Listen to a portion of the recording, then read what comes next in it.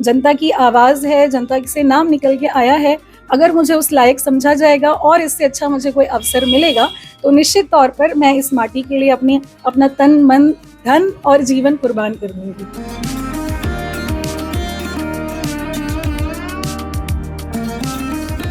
इन दिनों छतरपुर जिला राजनीतिक हलकों में छाया हुआ है।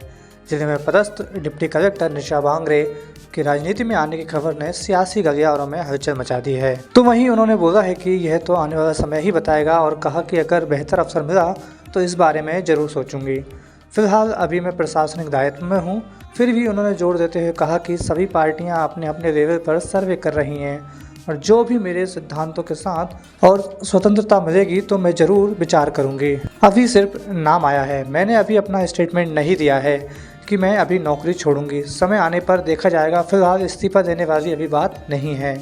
अब वो तो आने वाला समय बताएगा। मैं अपनी तरफ से अभी एक प्रशासनिक दायित्व के निर्वहन करते हुए मैं इसमें कुछ भी अभी प्रतिक्रिया नहीं दे सकती।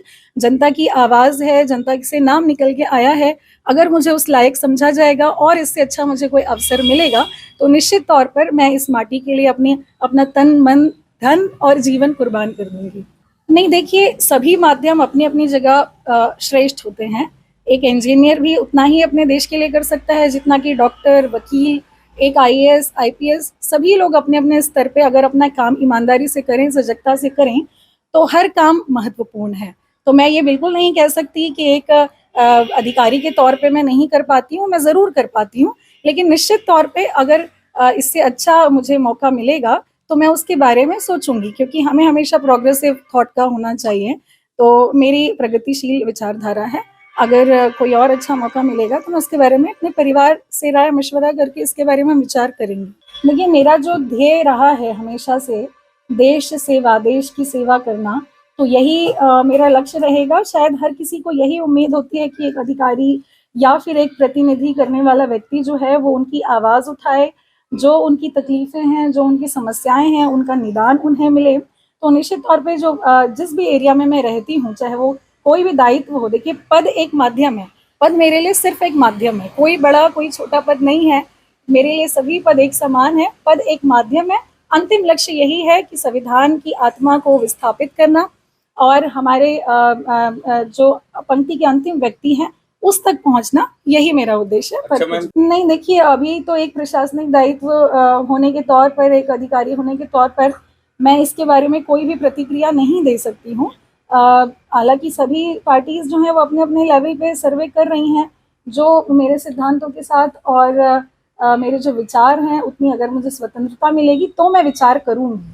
अभी सिर्फ नाम आया है, मैंने अभी अपना स्टेटमेंट नहीं दिया है कि मैं नौकरी छोड़ कर के बिल्कुल अब समय आने पर देखा जाएगा। अभी फ़िलहाल कोई ऐसा इस्तीफ़ा देने वाली बात नहीं है। एक्चुअली अभी जो दैनिक भास्कर का सर्वे हुआ है पूरे मध्य प्रदेश में, तो उसमें जो सर्वे में नाम निकल के आया है, तो उस वजह से ये सारे जो न्यूज़ हैं ये बनाई जा रही हैं कि बैतूल की आमला विधानसभा से जनता के द्वारा जो है सर्वे में नाम लिया जा रहा है। तो एक शासकीय सेवा में होते हुए मेरी तरफ से ऐसा कोई स्टेटमेंट नहीं है, लेकिन इस तरीके के सर्वे में नाम आ रहा है। देखिए, मेरा तो हमेशा से ही यही उद्देश्य रहा है कि भारतीय संविधान की जो मूलभूत बातें हैं उसको हम लोगों तक पहुँचाएँ और उसके लिए कार्य करें। तो बचपन से ही लेकर मैंने वही कार्य किया है। मल्टीनेशनल कंपनी में जब इंजीनियर थी तभी मैं कॉर्पोरेट सोशल रिस्पॉन्सिबिलिटीज़ के माध्यम से अपने कार्यों को करती रहती थी कि किस तरीके से पंक्ति के अंतिम व्यक्ति तक जो है शासन की योजनाएँ और उनको लाभ मिल सके। उसके बाद डीएसपी में भी मेरा चयन हुआ, उसके बाद डिप्टी कलेक्टर में चयन हुआ और पहली बार मुझे बैतूल में पोस्टिंग मिली।